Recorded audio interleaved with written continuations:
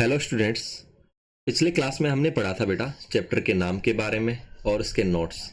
तो एक बार हम उसको फास्टली रिवाइज कर लेते हैं और उसके बाद हम बढ़ेंगे एग्जाम्पल्स और उसके आगे एक्सरसाइज पे। तो हमने पढ़ा था एक चर वाला रैखिक समीकरण का मानक रूप A X plus B equal to zero इस रूप का होता है और ए यहाँ पे जीरो नहीं हो सकता।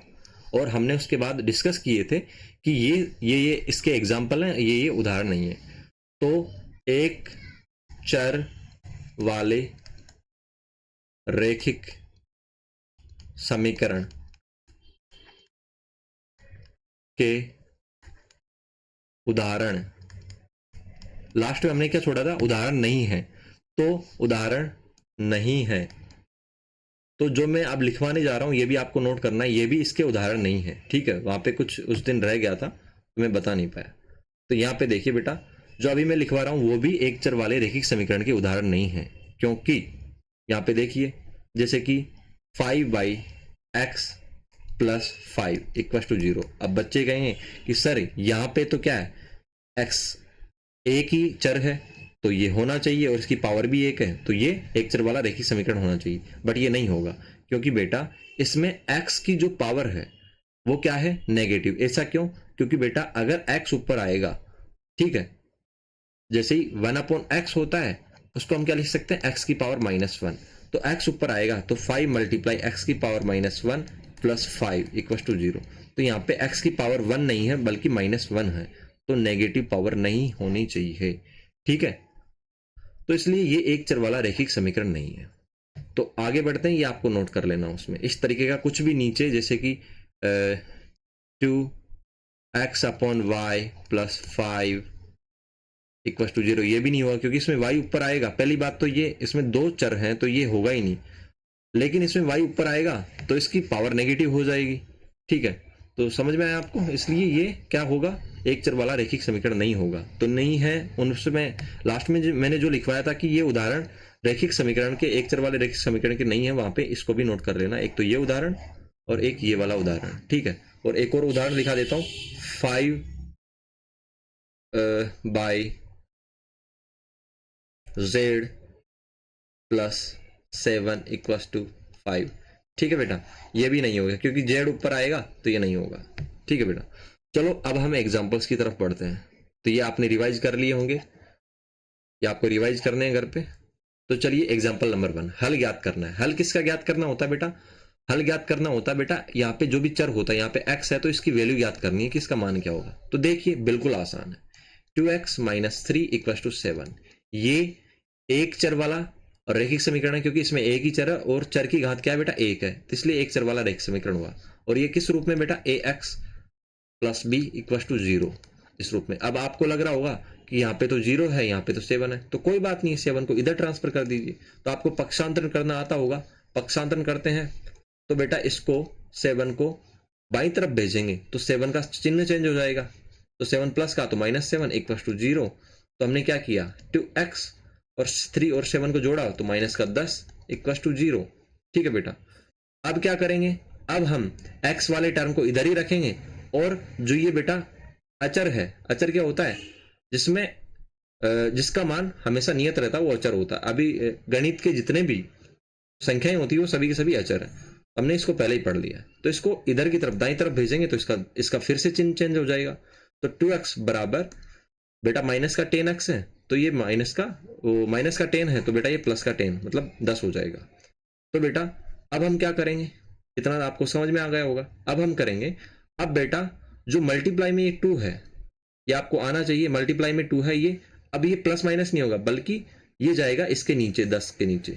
जैसे कि हम आगे बढ़ते हैं तो जो भी चीज मल्टीप्लाई में होती है, अगर हमको उसको दूसरी तरफ भेजना होता है तो बेटा वो नीचे चली जाती है। ठीक है, तो ये 2 इसको 10 को डिवाइड करेगा कितने टाइम, 5 टाइम। तो x का वैल्यू क्या निकल के आया हमारे पास, 5। तो ये आपको समझ में आया होगा, अगर नहीं आया है तो वापस इसको बैक लेके देख लीजिए। तो हमने हल ज्ञात कर लिया। यहाँ पे हल क्या ज्ञात करना था, x का वैल्यू, तो ये इसका हल हो गया है। तो आपको ये नोट कर लेना है। उसके बाद सुनिए, आपको ये ध्यान भी रखना है कि ये ओल्ड एनसीईआरटी के एग्जाम्पल है, तो जो भी बच्चे नए सेशन में हैं वो इसको ना उतारे, केवल समझ लें। ठीक है बेटा, आपको नहीं उतारना है। तो न्यू सेशंस वाले जो भी बच्चे हैं जिनके ये ओल्ड एनसीईआरटी की ये वाले एग्जाम्पल नहीं है, वो इसको ना उतारें, ठीक है। जहां पे न्यू सेशन वाले बच्चों को उतारना होगा मैं वहां पे आपको बता दूंगा। यहाँ पे देखिए बेटा 2y + 9 = 4, तो क्या करना है यहाँ पे वही करना है, 2y + 9 = 4। अब बेटा क्या करेंगे, इस 4 को इधर लेके आएंगे, तो बेटा ये माइनस का हो जाएगा, 2y + 9 - 4 = 0। और उसके बाद क्या होगा, 2y 9 में से 4 गया तो बेटा 5 = 0। अब क्या करेंगे बेटा, y का मान निकालने के लिए y को इस तरफ रखेंगे और जो अचर है ये 5 है इसको इस तरफ भेजेंगे, तो 5 का चिन्ह चेंज हो जाएगा, 2y = -5। अब मैंने क्या कहा था, जो भी गुणा में होता है, ठीक है, तो ये y का क्या है बेटा, जो गुणा में होता है उसको गुणांक बोला जाता है, ये y का गुणांक है, ठीक है, तो ये नीचे चला जाएगा।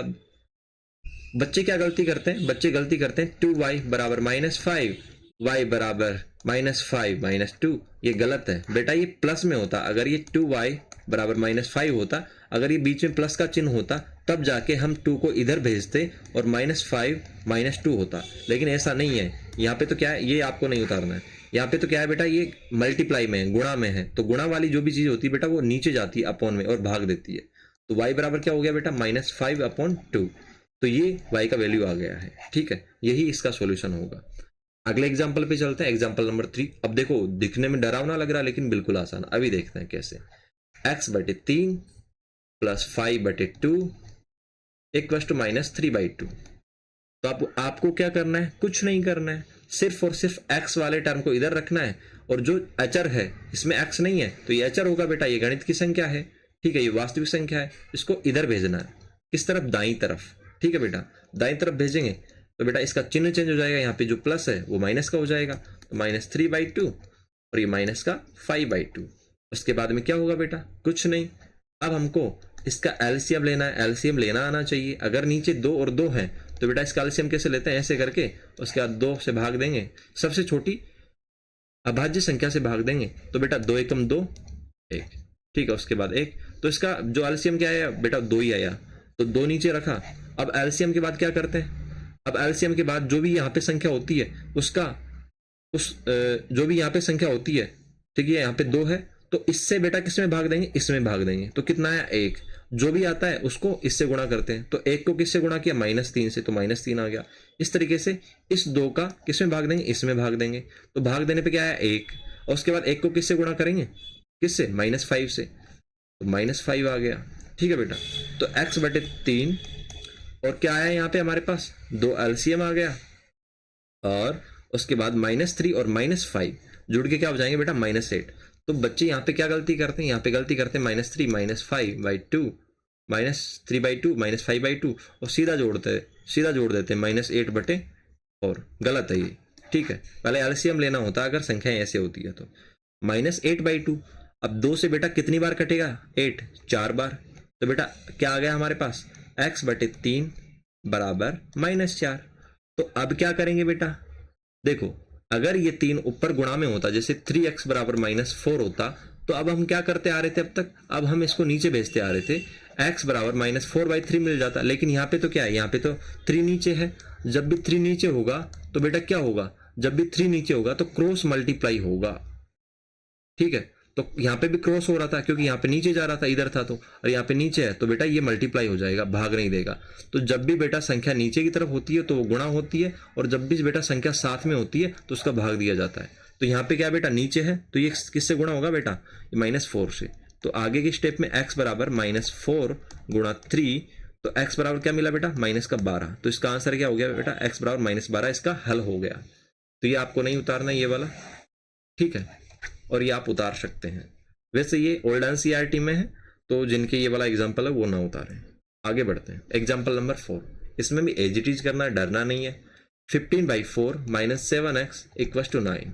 अब क्या करना है बेटा, केवल x वाली संख्या को इधर रखना है, और जो ये 15/4 है, 15/4 है, इसको दाईं तरफ भेज देना है। दाईं तरफ भेजेंगे तो इसका चिन्ह चेंज हो जाएगा, यहाँ पे चिन्ह नहीं है, इसका मतलब यहाँ पे इसके आगे कोई चिन्ह नहीं है यहाँ पे, ठीक है, तो इसका मतलब क्या है, यहाँ पे प्लस का चिन्ह है तो ये माइनस का हो जाएगा, और x वाली संख्या को इधर रखना है, तो -7x तो इधर रह गया और इसको इधर भेजा तो क्या हो गया बेटा, 9 - 15/4, क्योंकि 15/4 का चिन्ह अगर कुछ नहीं होता इसका मतलब प्लस होता है, और प्लस था तो बेटा इधर आया तो माइनस का हो गया। अब क्या करेंगे, वही अब इसका एलसीएम लेंगे, तो बेटा यहाँ पे तो 4 है तो 4 ही एलसीएम आ जाएगा।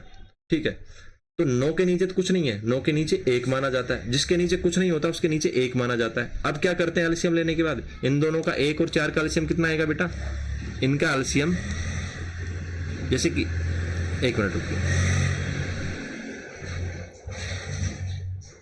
इनका एलसीएम आएगा बेटा, जैसे 1 और 4 का एलसीएम लेंगे तो क्या आएगा, 1 फिर 4, उसके बाद 4 1 1, ठीक है, ऐसे करके। तो कुल मिला के क्या आया बेटा एलसीएम, 4 आ गया। तो 4 ही तो आएगा, 4 गुणा 1, तो एलसीएम 4 आया। तो अब कैसे करते हैं, जो भी संख्या नीचे होती है, यहाँ पे 1 है तो 1 का भाग किस में देंगे, 4 में। तो 4 में किसका भाग दे रहे हैं, 1 का। तो कितनी बार जाएगा बेटा, 4 बार। 4 बार जाएगा तो 4 को किससे गुणा करेंगे, 9 से, तो कितना आया, 36। उसके बाद अब फिर 4 को किससे भाग देंगे, 4 से। ठीक है, इसी में भाग दिया जाता है किसका, जो भी नीचे होता है। अब 1 आया तो 1 को किससे गुणा करेंगे, 15 से, लेकिन यहाँ पे माइनस है तो माइनस भी आएगा, -15। तो बेटा हमारे पास क्या आया, 1 मिनट रुकिए, ओके, हमारे पास आ गया ये वाला स्टेप -15, उसके बाद -7x, और मैंने क्या कहा था, ये क्रॉस मल्टीप्लाई हो जाता है, तो इसको कर दीजिए क्रॉस मल्टीप्लाई। 1 मिनट, इसको हटा देते हैं और इसको क्रॉस मल्टीप्लाई कर देते हैं।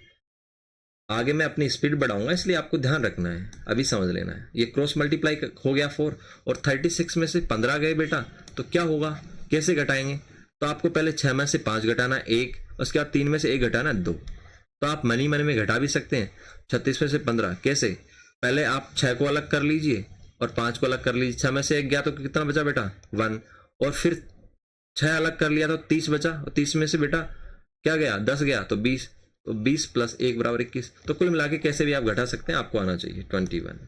और उसके बाद क्या हुआ बेटा, वही क्या, अगर -7 को 4 से मल्टीप्लाई करेंगे तो माइनस का 28, मतलब 7 चौका 28, ठीक है, मल्टीप्लाई x 21। तो x बराबर क्या आ गया बेटा, अब माइनस का 28 क्या जाएगा, इसके नीचे, क्योंकि गुणा में है तो इसके नीचे चला जाएगा, -28। अब कट रहा है किसी से, जिससे भी काट दो, 7 से कट रहा है बेटा, तो 7 × 21 ऊपर, 7 चौके 28 नीचे। तो क्या आ गया बेटा, x बराबर माइनस का 3/4, इसका हल आ गया। ठीक है, तो आपको चेक करना है क्या मैंने सही किया, बिल्कुल। और अगर यहाँ पे कोई भी डाउट है, कोई भी एरर हुआ है, तो आप नीचे बता दीजिए। अब चलते हैं बेटा, ये हमारे एग्जाम्पल हो गए ओल्ड एनसीईआरटी के, और उसके बाद अब ये हमारी एक्सरसाइज है। अब इसको हमको जल्दी जल्दी लगाना है क्योंकि हमने अच्छे से समझ लिया है। इसमें कितने क्वेश्चन है बेटा, 12 क्वेश्चन है। अब हम इसको 12 मिनट में सॉल्व करेंगे। चलिए आगे बढ़ते हैं। ओके, पहला क्वेश्चन है बेटा, पहला क्वेश्चन कहाँ पे, अच्छा ये रहा पहला क्वेश्चन, यहीं पे सॉल्व करते हैं। ठीक है, यहाँ पे हमने नहीं लिया है, तो ये रहा पहला क्वेश्चन। क्या है बेटा, पहला क्वेश्चन है x - 2 = 7। तो कुछ नहीं करना है, x को इधर रखना है और जो भी कांस्टेंट अचर पद है, ठीक है, उसको इधर भेज देना है। तो 2 को इधर भेजेंगे तो 2 का जो चिन्ह है वो चेंज हो जाएगा। 7 तो -2 था तो +2 हो जाएगा। तो x बराबर 9, इसका हल आ गया। तो x कितना इजी था, बिल्कुल इजी था, 3 ही स्टेप में ये सवाल हो गया। x बराबर 9, इसका हल आ गया, क्योंकि हमको x का ही तो मान निकालना होता है। अब नेक्स्ट क्वेश्चन पे जाते हैं। तो इसमें कितना मिनट लगा, ज्यादा से ज्यादा 10 से 20 सेकेंड। अगले क्वेश्चन में वही y + 3 = 10।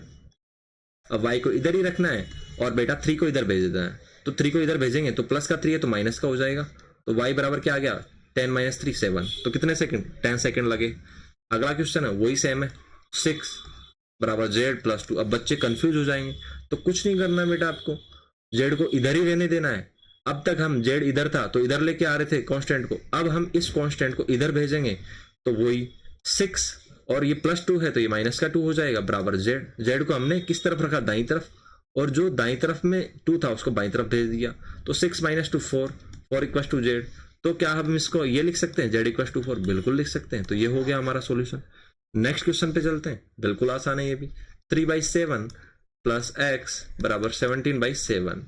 तो बेटा अब हम क्या करेंगे, x को इधर ही रखेंगे, जो कांस्टेंट अचर है उसको इधर भेजेंगे। तो ये प्लस में है तो ये माइनस में हो जाएगा, क्योंकि यहाँ पे प्लस का चिन्ह है तो हम इसको ट्रांसफर कर सकते हैं। अगर ये मल्टीप्लाई में होता तो इसके नीचे जाता। तो x बराबर 17/7 माइनस, ये प्लस का है तो बेटा ये माइनस का हो जाएगा 3/7, और जब नीचे दोनों सेम होता है तो उनका एलसीएम वही आता है, तो 7 इसका एलसीएम आ गया। और उसके बाद अब आपको 7 को 7 से भाग दोगे तो वही आएगा, कुल मिला के आपको सीधा 17 - 3 कर देना है, ठीक है। आपको आना चाहिए एलसीएम लेना। तो उसके बाद 17 - 3 किया तो कितना बचा बेटा 14/7। तो 7 से कटा बेटा 14 कितने टाइम 2 टाइम, तो कट गया 7 दूने 14। तो x बराबर क्या निकल के आया बेटा 2। चलिए आगे बढ़ते हैं। अगला क्वेश्चन है 6x = 12। तो x बराबर क्या आ गया बेटा, अगर ये मल्टीप्लाई में है तो मैंने क्या कहा था, जो भी मल्टीप्लाई में चीज होती है वो नीचे भाग देती है। अगर ये प्लस में होता तो इधर देखो, अगर 6 + x = 12 होता तो बेटा हम 6 को इधर भेजते और 6 का चिन्ह चेंज हो जाता, 12 - 6 हो जाता। लेकिन यहाँ पे क्या है, 6 मल्टीप्लाई में गुणा में है, तो गुणा वाली जो भी संख्या होती है वो सीधा अगले जो भी टर्म होता है यहाँ पे उसको भाग देती है। x बराबर 12/6। और अगर जो ये 6 है वो अगर नीचे होता, अपोन में होता तो क्रॉस मल्टीप्लाई होता, तो x बराबर 12 × 6 हो जाता बेटा। तो हमने तीनों चीजें देख ली। अगर प्लस में होता तो क्या होता, अगर गुणा में होता तो नीचे भाग देता, और अगर नीचे होता तो सीधा गुणा होता। तो बेटा गुणा में है मतलब मल्टीप्लाई में है तो डिवाइड करेगा मतलब भाग देगा, और डिवाइड में है तो बेटा ये क्रॉस मल्टीप्लाई होगा मतलब गुणा होगा। तो समझ में आया। यहाँ पे क्या है, इसको नहीं उतारना है। यहाँ पे क्या है बेटा, मल्टीप्लाई में है तो 12/6, तो इसका वैल्यू आ जाएगा बेटा कटने पे 2। तो नेक्स्ट क्वेश्चन पे चलते हैं। t/5, देखो अभी मैंने बताया था वही चीज आ गई यहाँ पे, t/5 = 10। क्या बताया था मैंने यहाँ पे, देखो ये बताया था अगर ये अपोन में डिवाइड कर रहा है तो बेटा सीधा क्रॉस मल्टीप्लाई होगा। तो यहाँ पे क्या होगा, 5 10 से मल्टीप्लाई होगा, 10 बराबर t बराबर 5 को 10 से मल्टीप्लाई किया तो 50, ठीक है। एक स्टेप और बढ़ा देता हूँ, t बराबर 10 × 5, ठीक है। तो 10-10 सेकंड के सवाल भी नहीं है। 2x/3, अब इसमें घबराना नहीं है, बिल्कुल इजी है। पहले क्या करना है, नीचे वाली टर्म को क्रॉस मल्टीप्लाई करना है, तो 2x बराबर 18 × 3। फिर बेटा जो भी मल्टीप्लाई में है उसको हमने क्या कहा था, डिवाइड करते हैं। तो क्या हो जाएगा, x बराबर इसको इससे भाग देंगे तो 18/3, और ये मल्टीप्लाई में है 2 तो ये 2 नीचे चला जाएगा, पूरे के नीचे जाएगा बेटा। अब 2 से काट दो, 2 नाम है 18, 2 9 जा 18। x बराबर क्या आ गया बेटा, 9 × 3 करेंगे, 9 × 3 करेंगे 27। तो बिल्कुल इजी था ये भी। नेक्स्ट क्वेश्चन पे चलते हैं। अब यहाँ पे बच्चे घबरा जाएंगे, घबराना नहीं है बेटा। 1.6 बराबर y/1.5, 1.6 बराबर y/1.5, ठीक है बेटा। क्या करेंगे, जब बेटा आपने पढ़ा होगा एक भी पॉइंट हटाते हैं, अगर इस पॉइंट को हटाना है तो जितने डिजिट के बाद पॉइंट होता है उतना 1 लिख के 0 लगा देते हैं। इसका मतलब क्या होगा, तो 6 केवल एक डिजिट के बाद पॉइंट है तो 16/10 लिख सकते हैं। और इसका मतलब भी क्या होता है, ये अगर ऐसे होता 0.16 होता तो बेटा हम 2 डिजिट के बाद पॉइंट है तो 16/100 लिखते। अगर ऐसे होता 0.016, अगर ऐसे होता तो हम बेटा 1 2 3 डिजिट के बाद में पॉइंट है तो 16/1000 लिखते, 3 0 लिखते। तो यहाँ पे तो 1 के बाद है तो हम इसको क्या लिख सकते हैं, 16/10 अपॉन y, ठीक है, अपॉन। अब तुम कहोगे बेटा कि यहाँ पे क्या लिखें, बिल्कुल बेटा यहाँ पे क्या लिखेंगे, इसका भी पॉइंट हटाएंगे तो 15/10। अब तुम कहोगे सर ये क्या हुआ, कुछ नहीं हुआ। अब आपको क्या करना है, ऐसे करना है कि 16/10, अब आपको सीधा क्रॉस मल्टीप्लाई नहीं करना है। देखो 2 तरीके हैं आपके पास। अब आप इसको सीधा क्रॉस मल्टीप्लाई भी कर सकते हैं, क्योंकि मैंने क्या कहा था, नीचे वाली टर्म है उसको, एक तरीका तो ये था, अगर हम हो सकता है इसी स्टेप में y बराबर इन दोनों क्रॉस मल्टीप्लाई कर देते 1.5 × 1.6, ठीक है।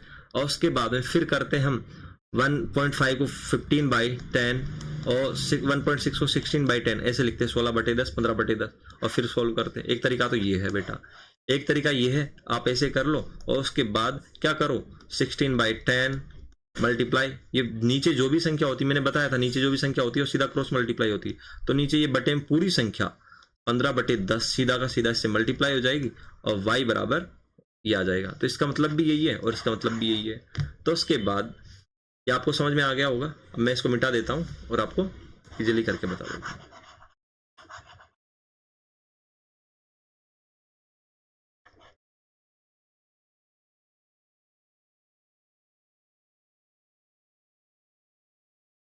चलिए, इससे घबराना नहीं है, ये क्वेश्चन वेरी वेरी इजी है। पहले तो आपको क्या करना है, आप कंफ्यूज हो जाएंगे इसलिए मैंने इसको मिटाया है। अब आपको क्या करना है, पहले तो जो मैंने बताया वैसे ही करना है। कैसे, इधर देखो 1.6 बराबर y अपॉन 1.5। तो पहले तो नीचे वाली जो भी संख्या है उसको सीधा क्रॉस मल्टीप्लाई कर देना है। तो 1.6 मल्टीप्लाई 1.5 इक्वल टू y। ठीक है, तो मैं इसको ये भी लिख सकता हूँ y इक्वल टू 1.6 मल्टीप्लाई 1.5। अब इनके दोनों के पॉइंट हटाएंगे तो बेटा हमने 1.6 को 16/10 लिखा, तो लिखेंगे इसको 1.6 को 16/10 भी लिख सकते हैं। इस तरीके से 1.5 को 15/10 भी लिख सकते हैं। ठीक है बेटा, जब ऐसा लिखा तो बस आप क्रॉस क्या कर लीजिए, आप सीधा मल्टीप्लाई कर लीजिए। कैसे करोगे मल्टीप्लाई, या तो इसको काट दीजिए जैसे कि हमने काटा। कितना काटा, 5 तिये 15, 5 दूनी 10। और यहाँ पे काटा बेटा कैसे, किससे, 2 8 16, 2 पंजों का 10। अब कट रहा है, नहीं कटेगा। तो बेटा ऊपर वालों को मल्टीप्लाई कर लीजिए आपस में, 8 गुणा 3 बटे नीचे वालों को 5 गुणा 2। तो क्या आया बेटा, अच्छा अब भी कट रहा है तो वापस से काटो, 2 चौके 8। तो अब तो नहीं कटेगा, 4 गुणा 3 अपॉन 5। ठीक है, ये तो आना चाहिए आपको काटना पीटना। 4 तिये 12 बटे 5, ये इसका आंसर आ गया। y बराबर 12/5। तो बिल्कुल इजी था, इतना कठिन नहीं था। उसके बाद ये वाला है 7x माइनस 9 इक्वल टू 16। इसमें क्या करना है बेटा, 7x माइनस 9 बराबर 16। इसमें क्या करना है बेटा, 7x को इधर रखना है, 7x को इधर रखना है, और जो ये 9 है इसको दाईं तरफ भेज देना है। तो 9 नेगेटिव का है तो ये बेटा ये पॉजिटिव हो जाएगा। 16 प्लस 9 मतलब 16 प्लस 9 हो जाएगा, प्लस का चिन्ह हो जाएगा इसका माइनस की जगह। तो बेटा क्या होगा फिर, 7x बराबर 16 और 9 को जोड़ो बेटा, कितना आएगा, 16 और 4 20 और बचा 5 तो 25। तो x बराबर क्या हो जाएगा बेटा, 25/7। ठीक है, ये भी इतना ईजी था। उसके बाद अब हम चलते हैं क्वेश्चन नंबर 10 पे। इसको भी हम कुछ ही सेकंड में सोल्व करेंगे। ये है बेटा 14y माइनस 8 इक्वल टू 13। तो यहाँ पे y को इधर रखेंगे और 8 को इधर लेके जाएंगे तो 8 का चिन्ह चेंज हो जाएगा। 14y equal to 13 plus 8। ठीक है बेटा, अब क्या करेंगे, 14y 13 और 8, 13 और 8 कितना हुआ बेटा, जोड़ के देखिए तो ये होगा 21। और उसके बाद मैंने बताया था आपको जो भी संख्या मल्टीप्लाई में होती है वो इसको नीचे डिवाइड करती है, न कि इधर प्लस माइनस में जाएगी। ठीक है बेटा, ये आपको समझ में आ जाना चाहिए। 21 अपॉन ये मल्टीप्लाई में है तो ये नीचे जाएगा 14। अब किससे कट रहा है, 7 से कट रहा है, तो 7 से काटेंगे। 7 तिये 21, 7 दूने 14, 7 3 जा 21 और 7 2 जा 14। तो y बराबर 3/2 इसका आंसर आएगा। और उसके बाद अब हम चलते हैं क्वेश्चन नंबर 11 पे। 17 प्लस 6p इक्वल टू 9। तो अब हम क्या करेंगे बेटा, जो x y z की टर्म थी इस तरीके से p वाली टर्म को इधर रखेंगे और 17 वाली टर्म को इधर भेज देंगे। तो बेटा क्या करेंगे, 17 वाली टर्म को इधर भेजेंगे तो ये प्लस का है तो ये नेगेटिव का हो जाएगा। तो 6p बराबर 9 माइनस 17 नेगेटिव का हो जाएगा। तो 6p, अब यहाँ पे बच्चे घबरा जाएंगे कि सर 9 में से 17 कैसे चला जाएगा, तो नहीं जाएगा। तो बेटा अब आपको क्या करना है, यहाँ पे पॉजिटिव वाली संख्या छोटी है और नेगेटिव वाली बड़ी है। तो बेटा क्या करना है, आपको 17 में से 9 घटाना है। 17 में से 9 गया तो कितना बचा बेटा, सोचो कितना बचा, 7 गया। देखो पहले तो 17 में 7 उड़ा दो, 7 चला गया, अब 2 ही तो उड़ाना है, तो कितना बचा 8। तो 8 किसका बचेगा बेटा, देखो ऐसी कंडीशन में जब पॉजिटिव की संख्या छोटी हो नेगेटिव की बड़ी हो और 9 में से ऐसे कुछ कंडीशन फंस जाए तो बेटा हमको क्या करना है, बड़ी संख्या में से ही घटाना है छोटी वाली को। जैसे हमने 17 में से 9 को घटाया तो कितना बचा 8, लेकिन जो 8 बचेगा वो नेगेटिव का बचेगा क्योंकि नेगेटिव वाली संख्या बड़ी है। ठीक है बेटा, समझ में आया आपको। अब क्या करेंगे, अब 6 मल्टीप्लाई में है तो 6 इसको डिवाइड करेगा, -8/6। तो बेटा अब हम किसको काटेंगे, 2 से कट रहा है तो 2 4 जा 8, 2 चौके 8, 2 तिया 6। तो p बराबर क्या आ गया बेटा, -4/3। ठीक है, ये आपको आ जाना चाहिए। लास्ट क्वेश्चन है, वेरी वेरी इजी है। x + 3 + 1 बराबर 7/15। तो अब आपको क्या करना है बेटा, x वाला जो भी टर्म होता है चर वाला उसको इधर रखना होता है और इसको इधर भेजेंगे। ये प्लस में है तो बेटा ये माइनस में हो जाएगा, मल्टीप्लाई में होता तो डिवाइड करता, प्लस माइनस में है तो इधर ट्रांसफर होगा। x/3 1 प्लस का है तो बेटा ये नेगेटिव हो जाएगा, 7/15 -1। अब कुछ बच्चे क्या करेंगे, 7 में से 1 घटा देंगे। अरे बेवकूफो, ऐसे नहीं होता है बेटा। क्या होता है, पहले अगर इस तरीके की संख्या मिलती है कि एक तो फ्रैक्शन में भिन्न में होती है और एक सिंपल होती है, तो 1 क्या है, 1 अकेला है तो इसके नीचे 1 होगा, ऐसी संख्याएं जो 8, 7, 9 ऐसे दिखती है सिंगल, सभी के नीचे क्या होता है बेटा 1 होता है, क्योंकि 1 से डिवाइड करने पे वही संख्या आती है। तो यहाँ पे 1 है तो इसके नीचे 1 होगा। तो ऐसी कंडीशन में बेटा एलसीएम लिया जाता है। तो x/3, अब यहाँ पे एलसीएम क्या आएगा, एलसीएम बेटा ये 15 और ये 1 है, तो इनका एलसीएम क्या होता है, तो आपको आना चाहिए वो 15 आएगा।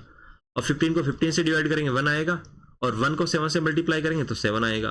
और यहाँ पे क्या करेंगे बेटा, अब 1 को वो 15 को फिर 1 से डिवाइड करेंगे, मतलब 15 में 1 से भाग देंगे, कितना आएगा 15, और 15 को किससे मल्टीप्लाई करेंगे 1 से, तो 15 आएगा -15। ठीक है, x/3 ये आपको लेना आना चाहिए एलसीएम। ठीक है, तो 7 में से 15 गया, फिर वही दिक्कत आ जाएगी, छोटी में से बड़ी संख्या नहीं जा सकती, तो बेटा बड़ी में से घटा दो। 15 में से 7 गया तो कितना बचा, दिमाग लगाइए, 5 गया, और उसके बाद 2 गया तो 8 बचा। तो 8 किसका बचा बेटा, जो संख्या बड़ी होती है और उसी का चिन्ह आता है। तो ये जो 15 था, मतलब 15 था, वो नेगेटिव का था, तो इसका नेगेटिव वाला चिन्ह आ जाएगा। ठीक है, -8/15। तो ये आपको समझ में आना चाहिए छोटी में से बड़ी संख्या कैसे घटाते हैं। तो यहाँ पे छोटी संख्या थी पॉजिटिव की, बड़ी संख्या थी नेगेटिव की। तो बेटा हमको क्या करना है, इसी कंडीशन में बड़ी संख्या में से छोटी संख्या को घटाना है। ठीक है, तो 15 में 7 गया तो 8 बचा, लेकिन बड़ी संख्या किसकी, नेगेटिव की, तो चिन्ह किसका आएगा, नेगेटिव का। ये आपको समझ में आना चाहिए। अब बेटा 3 है, तो 3 किससे मल्टीप्लाई होगा, आप 15 से मत कर देना, 3 नीचे है अपॉन में है तो क्रॉस मल्टीप्लाई होगा। तो किससे होगा बेटा मल्टीप्लाई, -8 से होगा। ठीक है, अपॉन में 15 आएगा। अब उसके बाद 3 से 15 कट रहा है 5 बार, 3 पंजे 15, तो बेटा x बराबर क्या आ गया, -8/5। ये आपका हो गया बेटा ओल्ड एनसीईआरटी का एक्सरसाइज 2.1, और जो कि आपके न्यू वालों के सिलेबस में नहीं है, तो आप इसको ना उतारें, आप इसको समझ लें। तो आज के लिए इतना ही, थैंक्स फॉर वॉचिंग। अगर आपने अच्छे से समझा होगा तो आपका चेहरा कैसा होगा, ऐसा होगा। और अगर आपने वीडियो को बीच में छोड़ दिया होगा और नहीं समझा होगा तो आपका चेहरा कुछ ऐसा होगा। ठीक है, कुछ ऐसा होगा। तो नेक्स्ट क्लास में मिलते हैं, तब तक आपको ये समझ लेना है कैसे कैसे क्या क्या करना है। कैलकुलेशन आपकी रफ एंड टफ होनी चाहिए।